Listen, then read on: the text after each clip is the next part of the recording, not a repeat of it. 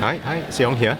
Alright, okay, so Seong just now had a very good talk with Nick Nash on stage, and I think it was pretty cool. And I just need to know, in your thoughts, according to the theme of the place, what is your thoughts on disruptive technology? I think it's quite simple. Actually, Nick and I were on the same page. Yeah, the problem was actually Karan put me in a position to say, listen, poke holes in his argument. The problem is I actually agree with generally with what he had to say. And interestingly enough, for me, where Nick was coming from was really this point about values. That part I actually didn't quite expect, because given that he's using technology essentially to drive, and this thing when we were talking about greed and consumption, right, actually feeds off our natural tendency to want to consume, to acquire and to consume and to collect. And in fact, those are the things that I'm very concerned about from the perspective of, are we losing sight of our values as a result of using these technologies?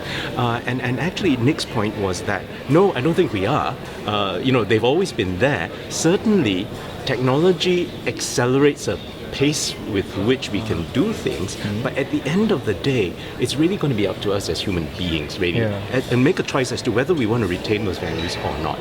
And my fear really is that it's too easy to be greedy, it's too easy to consume. And so if you talk to people like Chandran Nair, I don't know if you've heard of it, or Lawrence Brown, and they're of the school of thought that really we need to rein in consumption if we're going to look after this world. So the question therefore is disruptive technology actually taking us down the road to rack and ruin simply because it accelerates the pace of consumption? That is very true. Is the part that I'm concerned about. That's why I was very interested when I was listening to the talk. When you were bringing that humanist element into the conversation of how tech is supposed to be. Unfortunately, I'm a very good example. I have watches and phones everywhere. I watch YouTube 24 hours and then I'm done. So I can see there is a way of lifestyle that is changing slowly for everyone, and especially our generations, which is very cool. So I hope that in fact, people like you can actually reflect once in a while and go, hey, hang on, do I actually need this? It's hard. It's hard. It's hard. I'm still liking on Facebook, but there you go. Right. Thank you. Thank you. I'm sorry for left hands. But okay. I'm holding the camera. That's fine. Okay. Thank you. Yes. Cool. Thank you.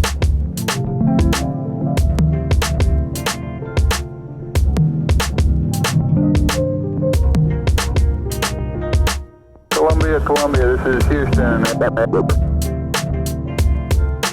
One small step for my man. Giant leap for mankind.